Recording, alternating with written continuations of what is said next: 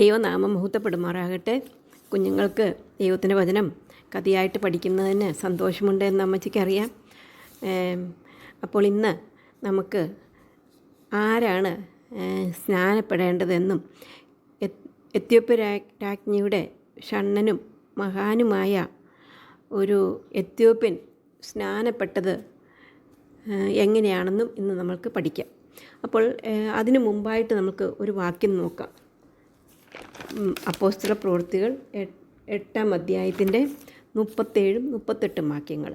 അപ്പോസ്തല പ്രവൃത്തികൾ 8-37-38 വാക്യങ്ങൾ. അതിന് ഫിലിപ്പോസ്, നീ പൂർണ്ണ ഹൃദയത്തോടെ വിശ്വസിക്കുന്നുവെങ്കിൽ ആകാമെന്ന് പറഞ്ഞു.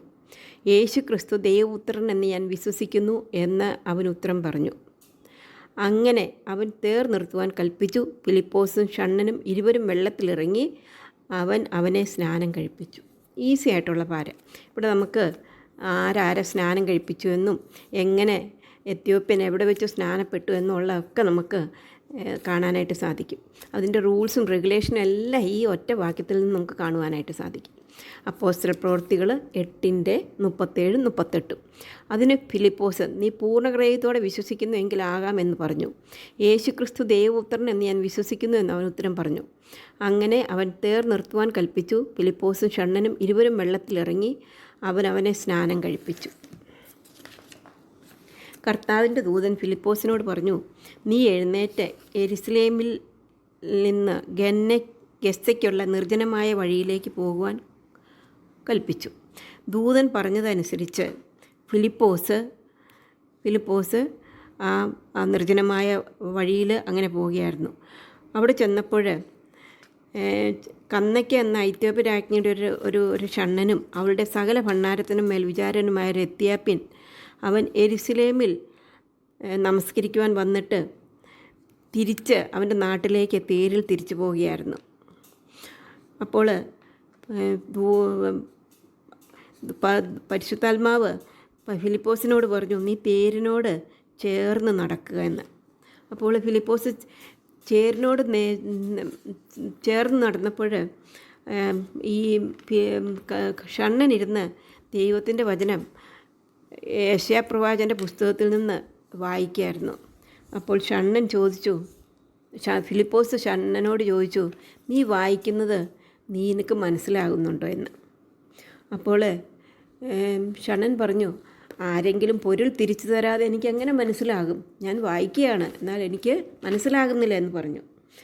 അപ്പോൾ ഷണ്ണൻ വായിച്ചുകൊണ്ടിരുന്ന പോർഷൻ അറക്കുവാനുള്ള ആടുകളെ പോലെ അവനെ കൊണ്ടുപോയി രോമം കത്തിരിക്കുന്നവൻ്റെ മുമ്പാകെ മിണ്ടാതിരിക്കുന്ന കുഞ്ഞാടിനെ പോലെ അവൻ വായി തുറക്കാതിരുന്നു. അവൻ്റെ താഴ്ചയിൽ അവന് ന്യായം കിട്ടാതെ പോയി. അവൻ്റെ തലമുറ ആർ വിചാരിക്കും? ഭൂമിയിൽ നിന്ന് അവൻ്റെ ജീവനെ എടുത്തു കളയുന്നുവല്ലോ. ഈ വാക്യമാണ് ഷണ്ണൻ വായിച്ചുകൊണ്ടിരുന്നത്. അപ്പോൾ അത് കഴിഞ്ഞിട്ട് ഷണ്ണൻ പറഞ്ഞു, നീ തേരിലേക്ക് കയറി വന്ന് തന്നോട് കൂടി ഇരിക്കണമെന്ന് പറഞ്ഞു. അങ്ങനെ ഫിലിപ്പോസ് തേരിലേക്ക് കയറി വന്നു. അപ്പോൾ ഷണ്ണൻ ഫിലിപ്പോസിനോട് ചോദിച്ചു, ഇത് പ്രവാചകൻ ആരെക്കുറിച്ചാണ് പറയുന്നത്?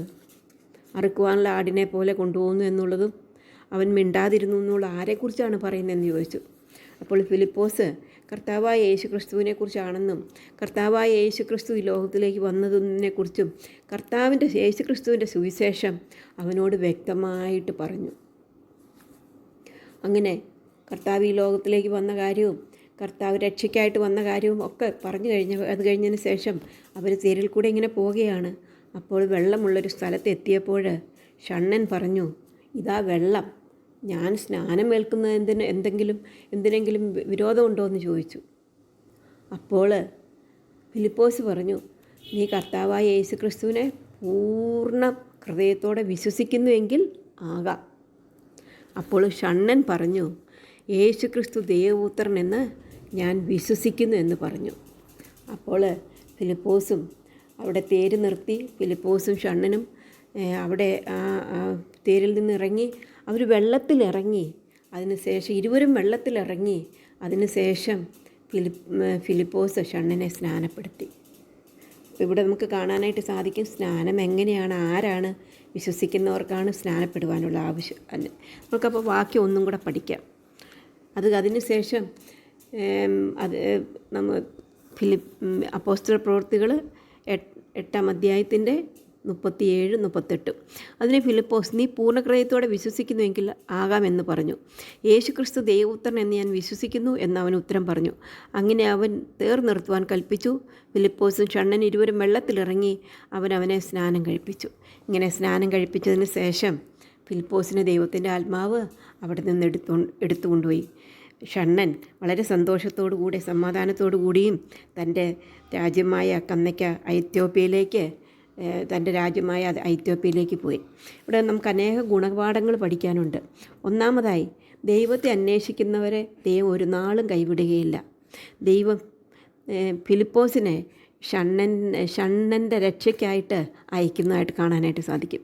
രണ്ടാമതായിട്ട്, ദൈവവചനം വായിക്കുന്നത് വളരെ പ്രാധാന്യമുള്ളതും അത് രക്ഷയ്ക്കും സമാധാനത്തിനും വഴിയൊരുക്കുന്നതുമാണ്.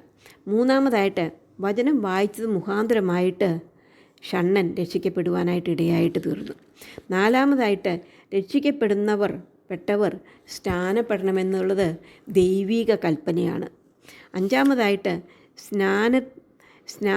സ്നാനപ്പെടുത്തുമ്പോൾ 2 പേരും വെള്ളത്തിലിറങ്ങിയാണ് ഒരാൾ മറ്റേയാളെ സ്നാനപ്പെടുത്തുന്നത്. മുഴുകാൽ സ്നാനം എന്ന് വേണമെങ്കിൽ പറയാം അതിന്. ആറാമതായിട്ട്, ഫിലിപ്പോസ് ദൂതൻ പറഞ്ഞതുപോലെ അനുസരിച്ചു. അതുകൊണ്ട് ഷണ്ണൻ രക്ഷിക്കപ്പെടുവാനിടയായി. നമ്മൾക്ക് തരുന്ന ദൗത്യം, നമ്മൾക്ക് തരുന്ന കൽപ്പനകൾ ചോദ്യം കൂടാതെ അനുസരിക്കേണ്ടത് ആവശ്യമാണ്. നമുക്ക് പ്രാർത്ഥിക്കാം. സ്നേഹവാനായ ദൈവമേ, നല്ല സമയത്തിനായിട്ട് ഞങ്ങൾ നിന്നെ സ്തുതിക്കുന്നു, സ്തോത്രം ചെയ്യുന്നു.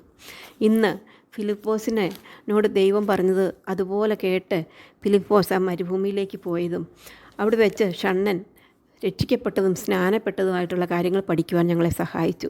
ഞങ്ങൾ കർത്താവിൻ്റെ കൽപ്പന അനുസരിച്ച് കർത്താവ് ഞങ്ങളോട് പറയുന്നത് ചെയ്യുവാൻ ഞങ്ങളെ സഹായിക്കണമേ. ഈ ദുഷ്ടലോകത്തിൽ കർത്താവിൻ്റെ കൽപ്പനകൾ അനുസരിച്ചുകൊണ്ട് ജീവിപ്പാൻ ഞങ്ങളെ സഹായിക്കണമേ. ഞങ്ങളുടെ പാപങ്ങളെയും തെറ്റുകളെയും ഞങ്ങളോട് ക്ഷമിക്കണമേ. കർത്താവിനായിട്ട് ജീവിപ്പാൻ സഹായിക്കണമേ. പ്രാർത്ഥന കേട്ടതുകൊണ്ട് സ്തോത്രം. യേശു കർത്താവിൻ്റെ നാമത്തിൽ താഴ്മയും വിനയമായിട്ട് അപേക്ഷിക്കുന്നു. ആമേൻ. Okay children, bye bye. May God bless you all.